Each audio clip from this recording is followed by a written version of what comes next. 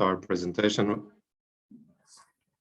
We already present ourselves, so I will jump this. This is the agenda for today. I will start with a definition of citizen engagement. So citizen engagement broadly can be understood as a mechanism for public sector organizations to interact with its citizens to better understand their wants, needs, and expectations, and connect in a more collaborative manner. So what I would like to highlight from here, so basically citizen engagement is a mechanism to connect with citizens, to listen to citizens, to see what is important for them, and try to work closer and together with them. Engagement is a general topic. I would like just to bring some inputs here for the discussion more related with citizen engagement within sustainability, which is a main topic here in positive. Basically, sustainability can be grouped in three main levels: one economic, one environmental, and one social. In the topic of positive, which is more important, is the environmental sustainability, which means a sustainable production and consumption in order to maintain a natural capital and resources. Citizen engagement can be seen as a double-sized coin, let's say. From one part, we have the citizens, and they can be engaged and make sustainable choices at an individual level, and also to influence the decision makers. And on the other side of the coin, we have the decision makers that can also try to influence citizens to adopt a sustainable way of living and also to engage them in this energy transition.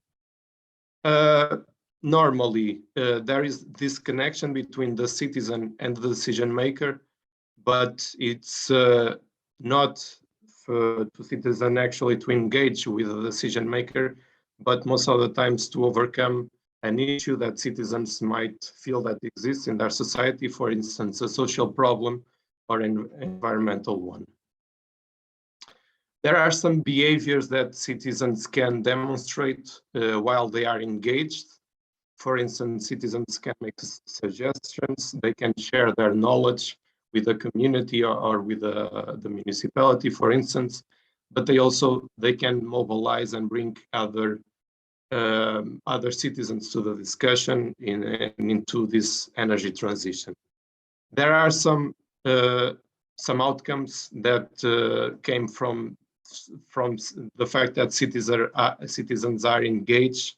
For instance, in the context of public decisions, that can increase public acceptance to changes that perhaps might be implemented at the municipality level. It also empowers the citizens within the process of decision making and improves the overall satisfaction for citizens, which will bring quality of life and well-being for the society. So all in all, citizen engagement, it's not only a way to citizens to participate or to stimulate their participation, but it can be understood as a process of social innovation to co-create and co-produce public value and sustainable practices. I will just briefly give some examples about the different engagement levels.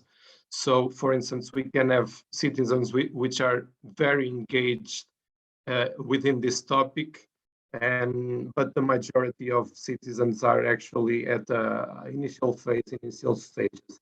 And it is important for the municipalities to have this notion and to have this knowledge that there are in fact different engagement levels, and not all the citizens want to be engaged in the same way. We have a first level, which is characterized for being non-active, where citizens do not know about this topic, but they are open to know more about it. So it is characterized as one-way communication from the municipality to the citizens.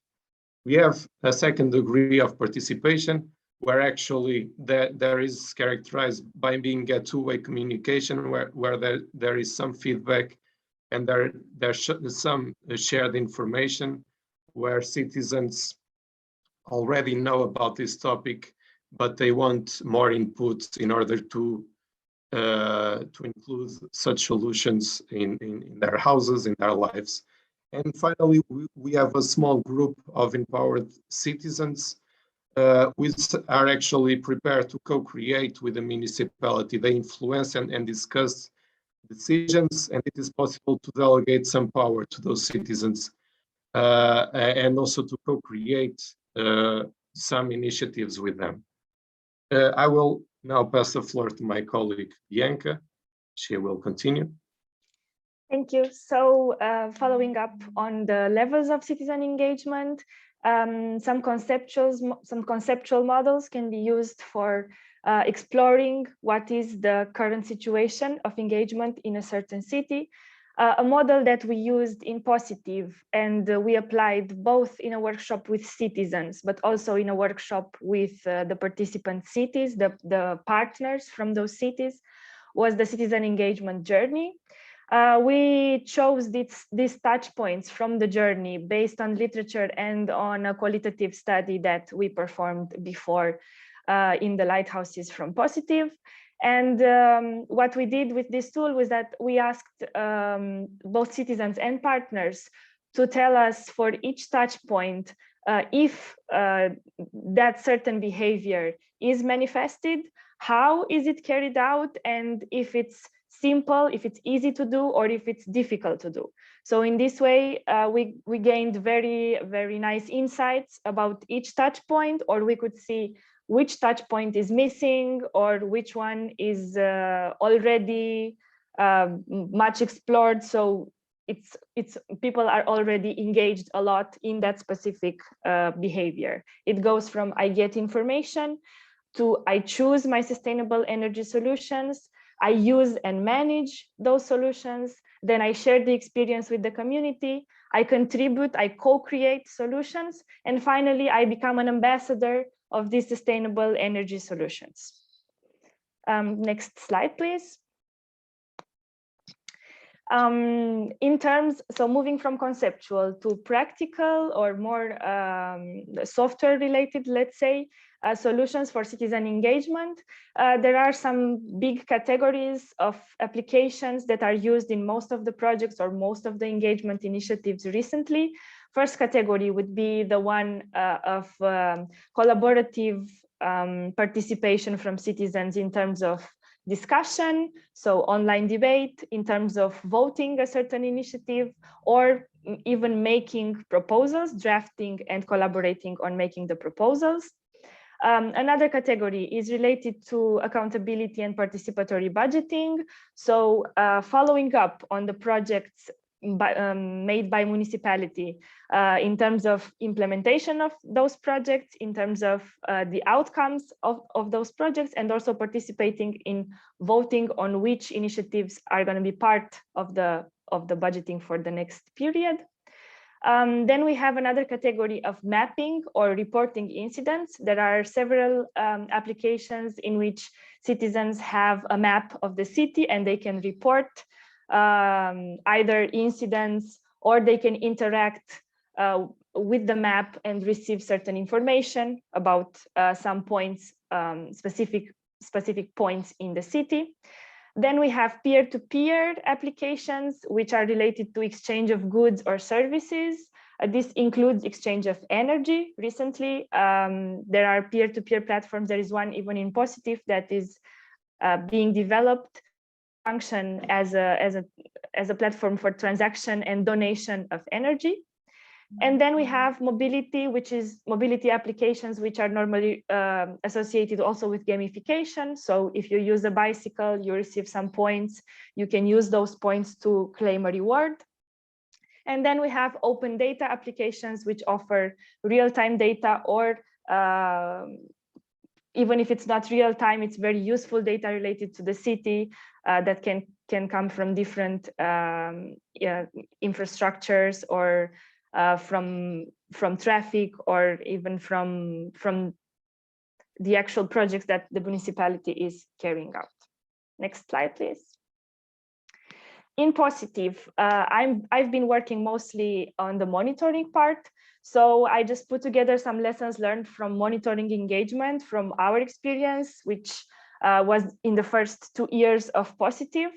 Engagement is included in the social monitoring. So we don't have a dedicated dimension for this, which leads to the social KPIs corresponding to the social dimension being chosen based on the overall objectives of the project. So not necessarily on the specific engagement strategies or activities from the project.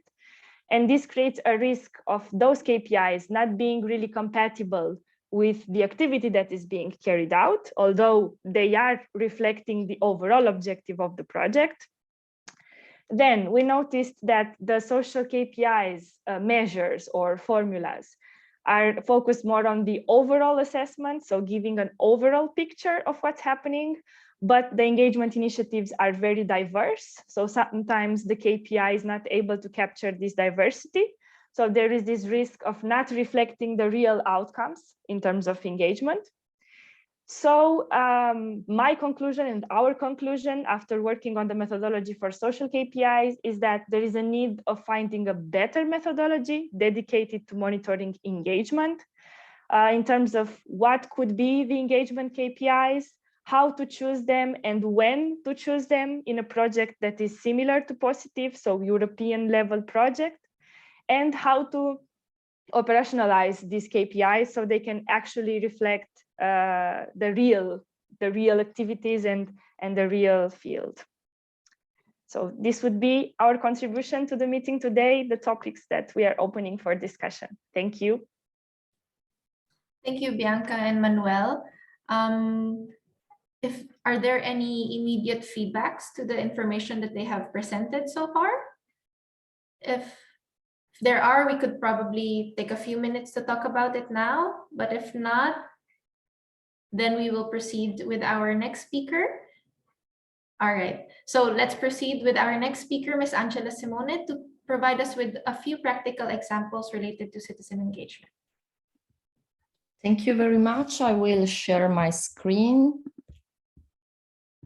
First of all, thanks a lot for this kind invitation. I'm very glad to be here today with you and to share my experience on citizen engagement, also related to the topics already mentioned. I hope that you can see my presentation. I suppose not in the presentation mode. Yes, it is in the presentation. No, not yet. Perhaps this way it's better. Okay. As I said before, I'm involved in science engagement activities, so engagement of citizens and stakeholders, mainly on topics related to research and innovation. Also because nowadays all the public decisions as well, not in general decision, but public decision are really connected to research, innovation, and technology. And so all our big challenges, societal challenges like climate change and the pandemics that we have faced, we are facing, I have to say, of course, are really connected to potential research and innovation responses that the community from innovation, technology, and research could deliver. But of course, how to shape, how to deliver, and how to communicate these responses coming from research and innovation can really make the difference.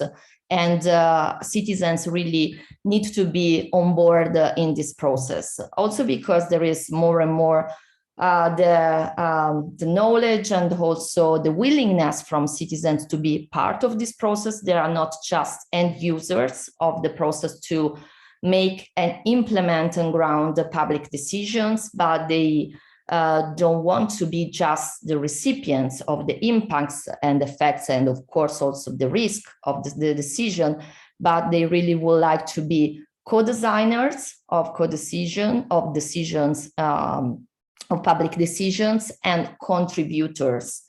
So this means that we can have citizens part of co-designing process and citizens part of co-creation processes. I will focus my attention and my time in this presentation to citizens as governors, so co-designers of public decision. And there are, of course, several attempts and methodology to engage citizens in public decision, to be co-designers, to be co-governors, but definitely all the experience that we have from decades from deliberation and deliberative democracy, and also from the experience, particularly in the realm of research and innovation, decisions are really, really important. And the deliberation processes are mainly based on the idea to gather together the so-called mini publics, which are a group of people which are randomly selected, and this is really, really relevant, to represent the community that we would like to involve in this process of co-design, working together for at least one day, but also for more days, generally during the weekends, because we need to really to take on board all kinds of citizens, and in general, not for everyone, of course, but during the weekends, people are not working. So they could be involved in their free time to discuss together with other citizens. So what happens during these gatherings, during these meetings, citizens can reflect, can learn, and we will see in a while what kind of learning and exchange on a very specific issue together. Of course, it's really, really important to define an issue that could be also controversial, so something that could be very hard to be decided by the policymakers, and perhaps there is some backlash at societal level. And this approach can be really a very powerful method to overcome this problem. So to discuss together with a randomly selected group of people. They can learn from experts, so they can receive information on this specific issue from selected experts, from informative material that we could provide before the start of the process, or also during, to enrich the discussion, or because the same citizens require more information on a specific detail, a specific topic connected to the main topic that has been discussed during this exercise.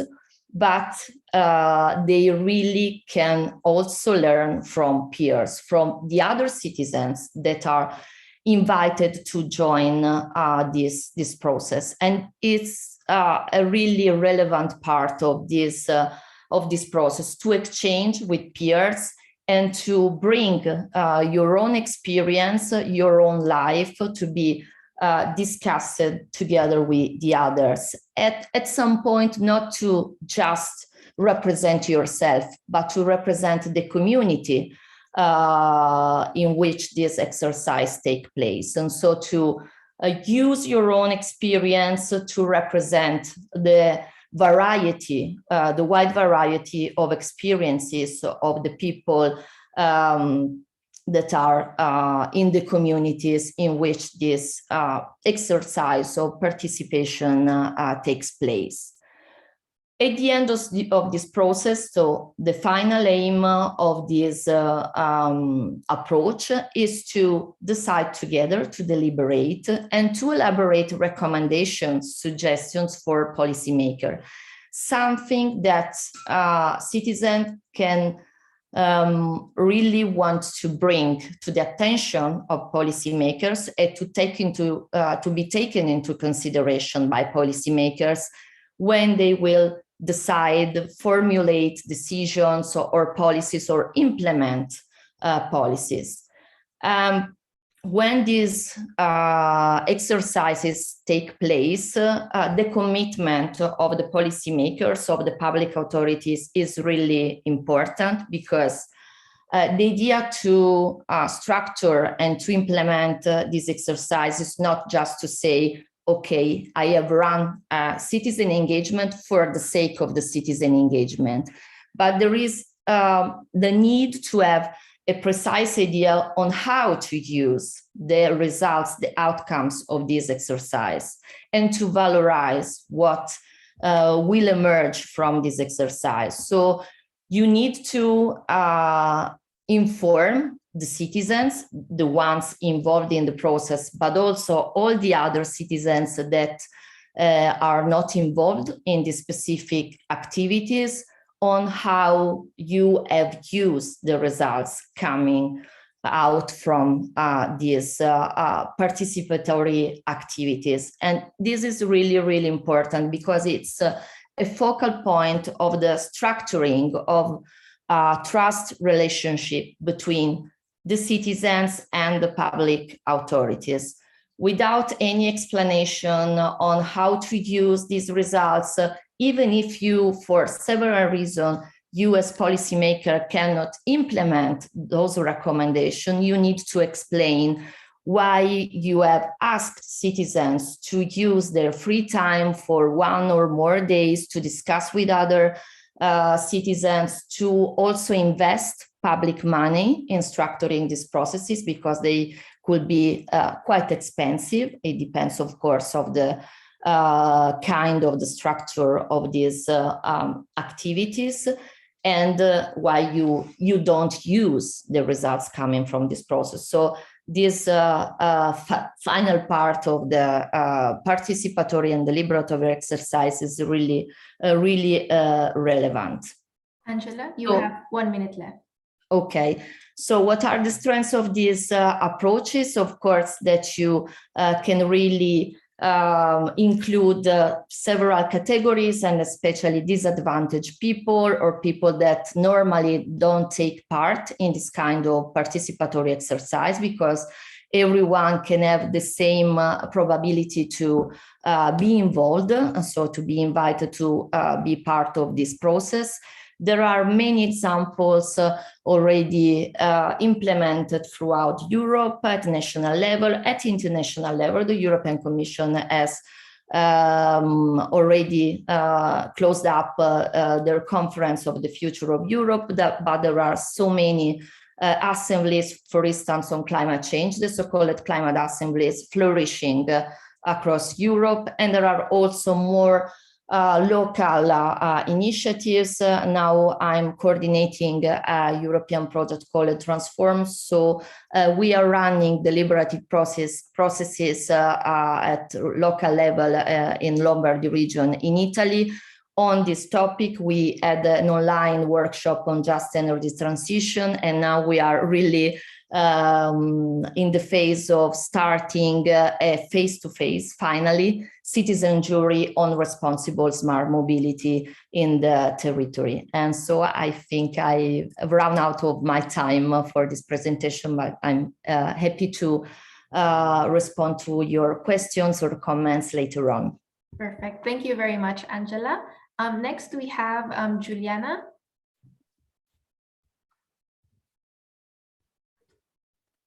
First the audio, then the presentation sharing.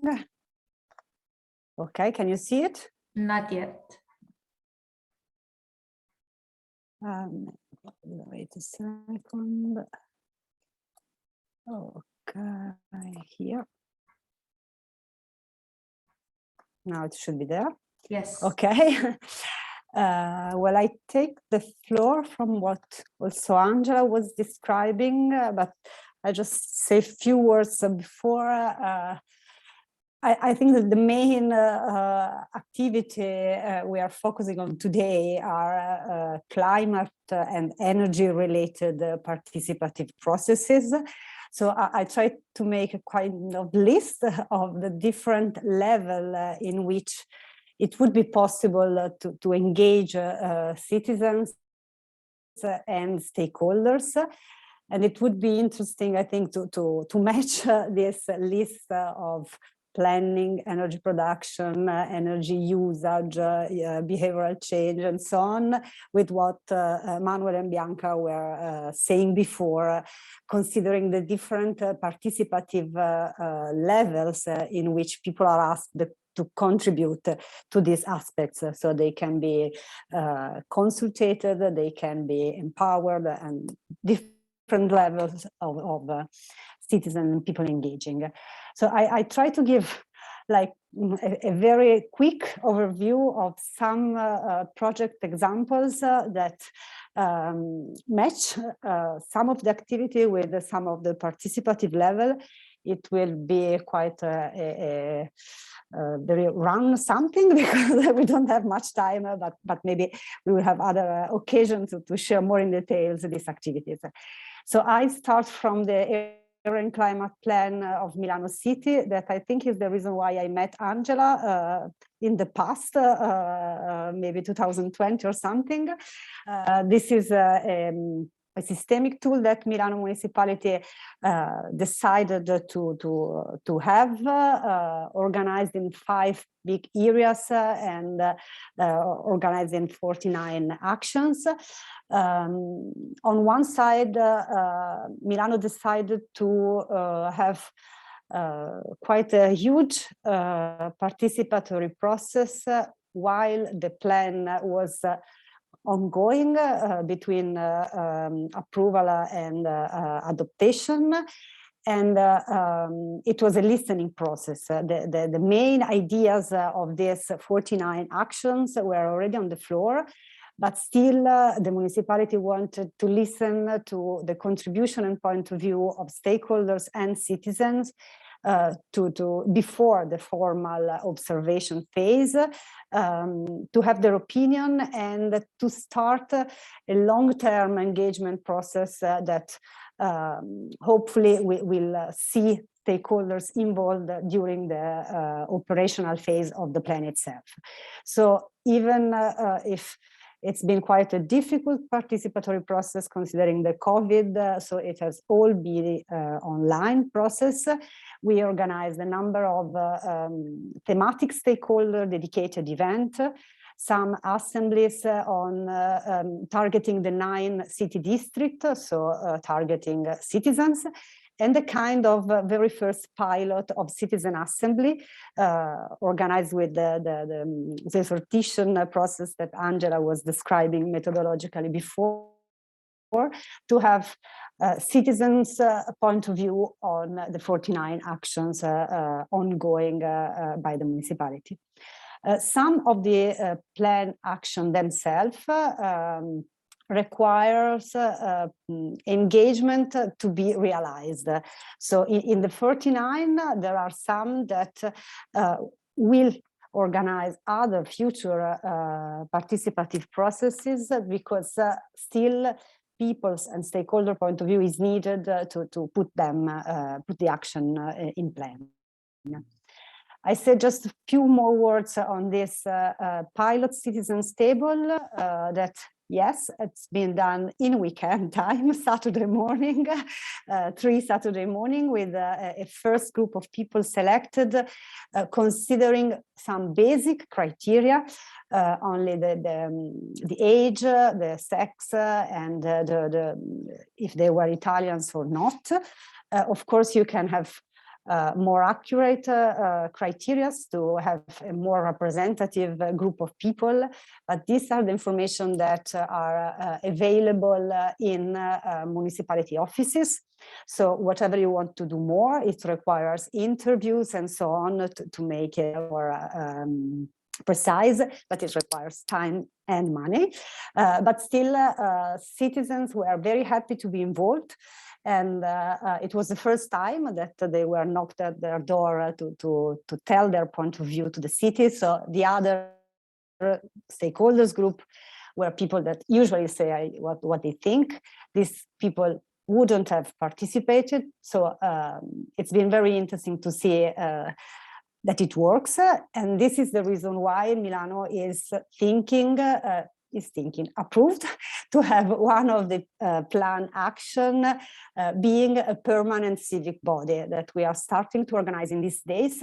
And the idea here is that some of the actions of the plan needs citizen point of view to be declinated, to be chosen in which exact place of the territory they can be realized, and so on. So not for all the 49 actions, but some of them requires an important contribution from the bottom. So we will have a permanent tool lasting as long as the plan will last to collect citizens' point of view. Now we change completely the issue. We have been working in another Horizon project, which is a twin of this positive one, but with that ended at the end of 2021. And here there are two experiences that I want to share with you. One is that during the deep retrofit activities that has been organized in sharing cities, a great relevance has been given to a co-design process with people living in the buildings interested by the retrofit. So this was quite a challenging something, trying to make common people. Some ambassador has been chosen in each of the building, understand what a deep retrofit can provide to the building and to the quality of their daily life, discussing with technicians which were the best solution, and starting from the people needs, and finally choosing between some of the options on the table for each building, the best shared project to be proposed to the assembly of the condominium, which is the decision maker for the condominium themselves. Again, in sharing cities, we have been developing a community, an app, a web-based community that is working on behavioral change, which is some of the levels that Bianca and Manuel were referring to. Here we have the possibility to through a gamification mechanism, support people engaged in sustainable lifestyle, and that the community likes sharing, the people share their action, the community comment and likes the actions, and the more you have points, the more you can earn with this point some prizes sustainable themselves, chosen with the same eco values that are at the base of the community. This is, I think, a possibility to raise behavioral change through fun mechanism. Very last example I want to give, this is a project working on a social housing community, 615 apartments and more or less 2,000 people. And in this new social housing district, the more people enter, they are supported by a kind of startup of the community itself process, which is a way to let's say that social streets, they can be realized from people that already lives in a place. Here nobody lives, and then facilitator helps the community to start.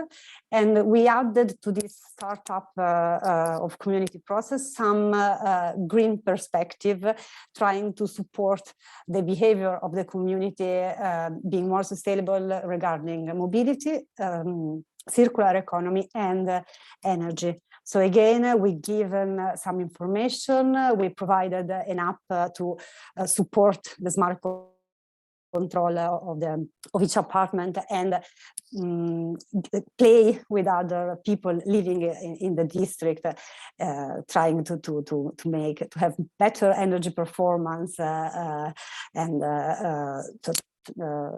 with the aim to reduce the energy usage. And we gave some small mechanisms, the smart plugs, that are a tool to control each domestic appliance. So we were working both with engaging and co-design and community activating tools, and with technological one to support, monitor, and help the community itself to grow. I think that you have can be all. Oh, okay. Okay, so thank you very much, Juliana, for your presentation.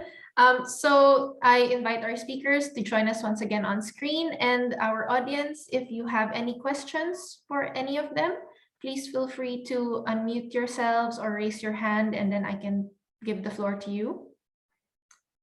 Maybe to get the ball rolling, I do have a question for both Juliana and Angela. You presented some sort of similar examples when it came to the mini publics and the pilot citizens table. However, when it comes to, I guess in Juliana's experience, it was a positive feedback. But then could you also give us like some problems that could be encountered when it comes to the citizens not accepting the call, or when, you know, since we want the audience to be diverse with this, are there any problems encountered when it comes to the level of knowledge, for example, of the citizens when it comes to the topics? I say just a few words. The acceptance of 50 persons meant calling 5,000. And so it's you send a huge number of invitation, and if I remember properly, maybe 150 said yes, I'm available. And then of this 150 group of person, each of them had been called and considering the criteria we had, organizing the group of 50 that 50 or 45, 6 that were involved.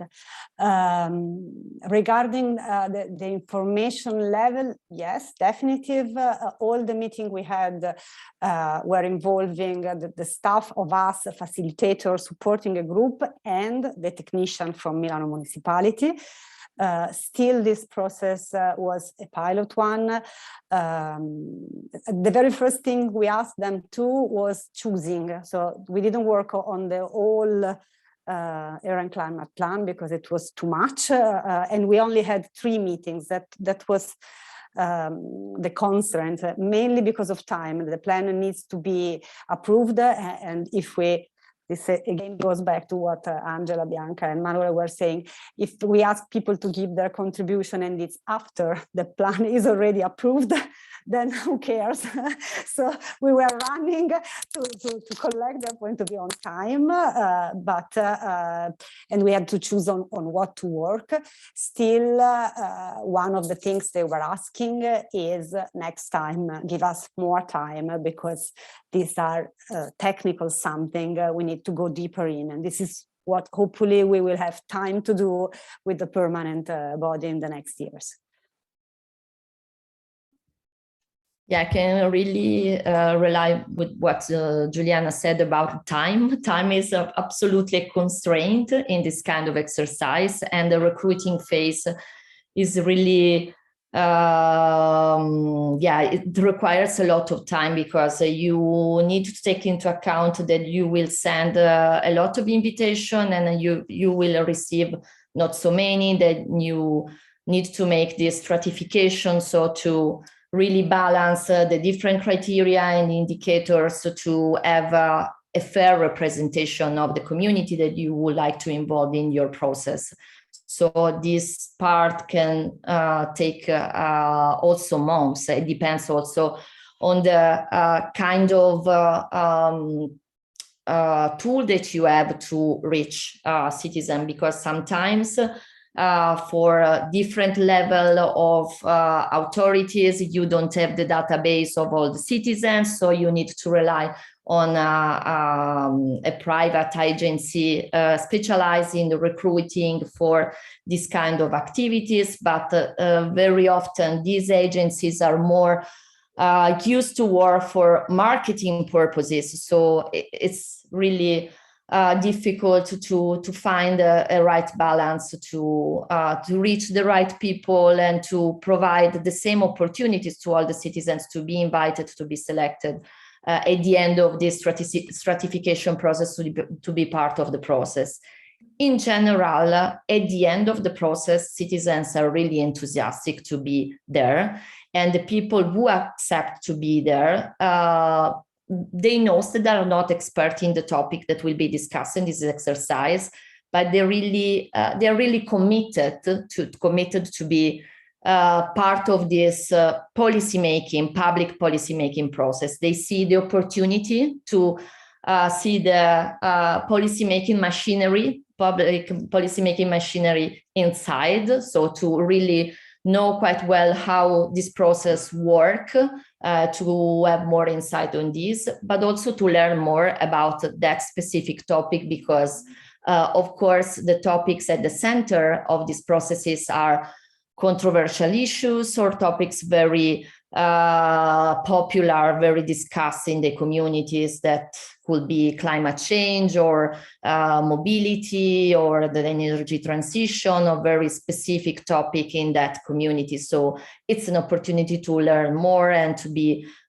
informed. In terms of knowledge, this particular methodology, the deliberative processes, it is a closed call with invitation, but it's very open to everyone. So you don't need to be an expert, you don't need to be interested in this topic, and you will have the opportunity to learn more from the experts, from the other citizens about that topic. This is one of the really the strength of this kind of process. So everyone can participate. Of course, they will be informed because they will receive information throughout the process from independent experts, of course, also from the public authorities or stakeholders very close to the public authorities. But all the process is based and relies on informed decisions. And so sometimes experts and stakeholders are scared about this process because they think that citizens can be pulled to just provide opinion without any information. And so to say in a moment, okay, this is my decision and will impact on the whole community. It's a very long process with an informative phase that requires time. And so at the end, you will have really decision on the basis of reflection, information, sharing, and exchange. And this is the strength of the deliberative process methodologies. All right, thank you, Angela. So we have a raised hand from Suzanne.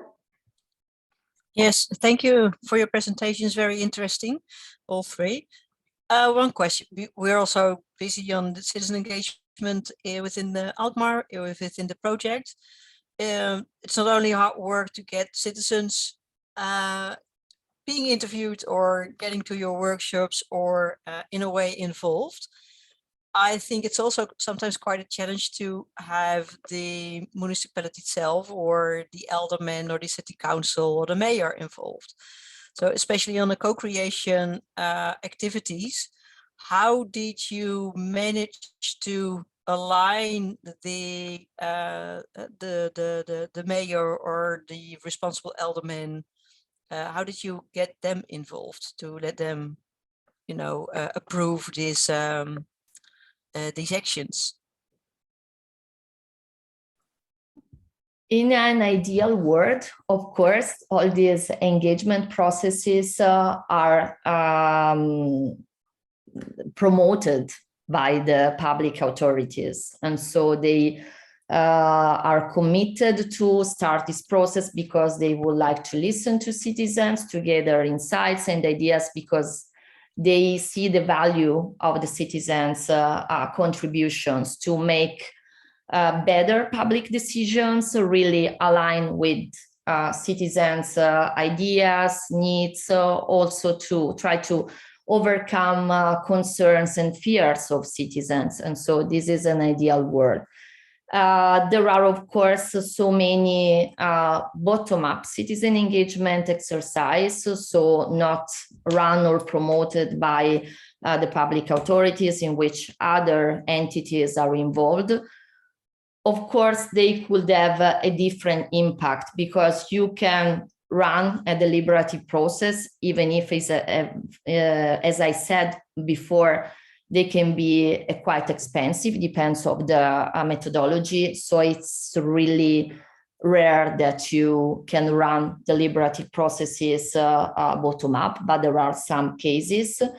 But sometimes when you have at the end ideas, recommendation from 100 citizens, 1,000 citizens, even if the public authority is not on board since the very beginning, of course, this is a striking example of massive opinion that you need to consider in your public decision.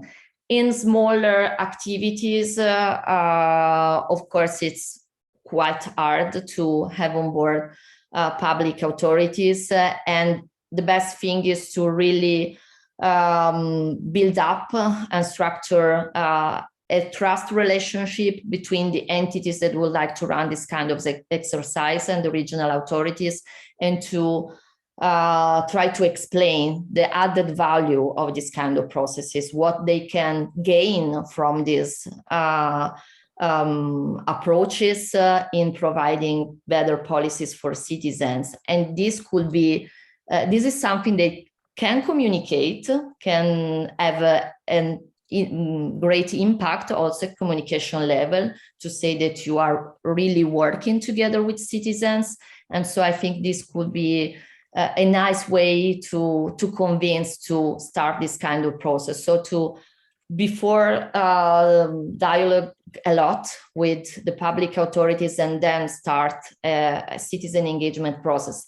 Because as I said at the very beginning, at the very outset of my presentation, having results, having involved citizens for afternoons or free time, and having also nice results, but without any impact at concrete level in policy making, it's just a waste of time, energy, and money for everyone. So the commitment of public authorities is really, really relevant since the very beginning.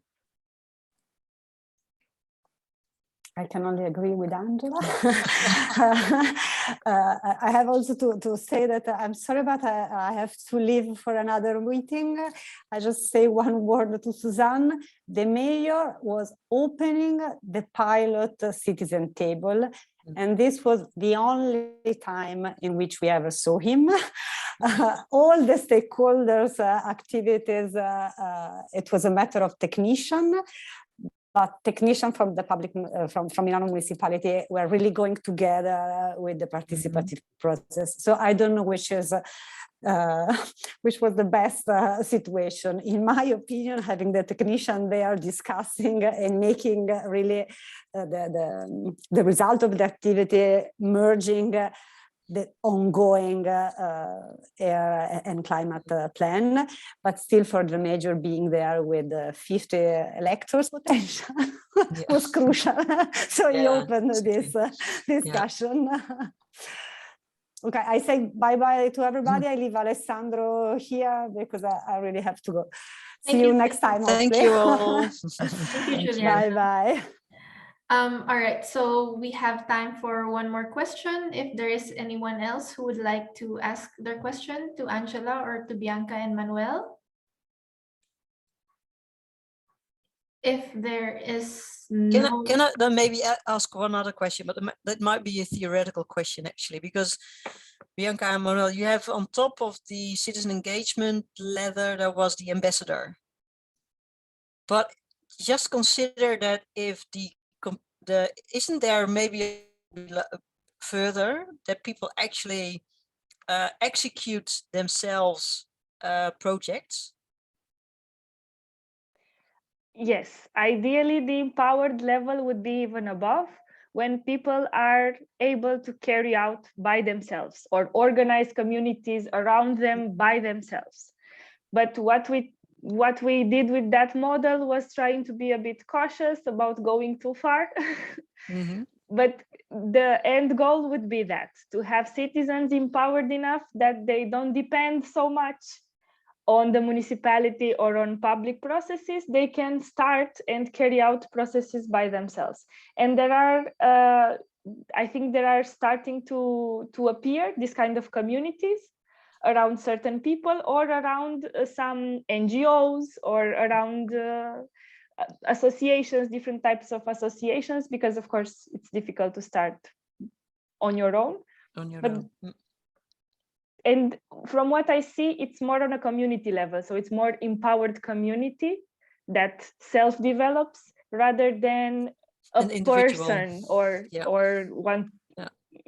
small number of people. Yeah. If I might add something, or indicators and monitoring that I heard before from Bianca's presentation, and also your open question on this. I think it's really interesting. Of course, it's an open question for everyone dealing with citizen engagement, because there are several attempts of indicators, so monitoring and evaluating the success of citizen engagement, but I think now there is the need to monitor and evaluate more the impact of the citizen engagement, because in a way it's a success factor of the citizen engagement in itself. And so in a further project called Mosaic, in which I'm working on cities involved in the mission on climate neutrality, we are working on these, and so we are really open and glad to exchange with you, and also to collaborate on these things. So how to find better indicators of the impact of co-creation. In particular, in that case, we are working on co-creation together with citizens on similar, dealing with similar topic on that you are seeing on positive. Yes, that would be really nice, because we have been iterating on this and trying to adapt the KPIs that were already chosen. That, of course, there was a full methodology for that and criteria and everything. But then when you try to apply them to the actual engagement activities, you see that they don't fit really well, or they don't help us to understand the impact, which is the purpose of them in the end. Yeah. So trying to see, also there are not so clear indicators already developed for this, so you could just choose them. So it's still a process of how can we actually build these indicators? What could they be so they help us? Yeah, thank you. I will check if there is a link for this project that you told me, Mosaic, or yes, this is called Mosaic, and if I remember correctly, the website. Thank you.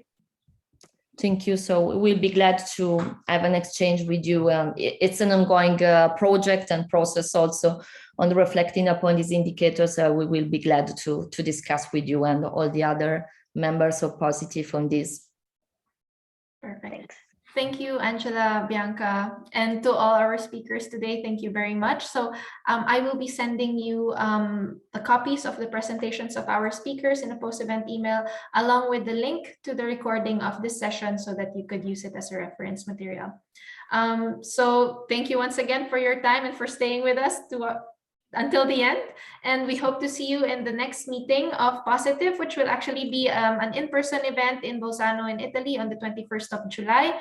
So in the post-event email, I will also give you more information about that meeting. So I hope you guys have a nice afternoon, and have a good one. Bye-bye. You too. Thank you all. Thank you. Bye. Thank you. Bye. See you. Thank you. Bye.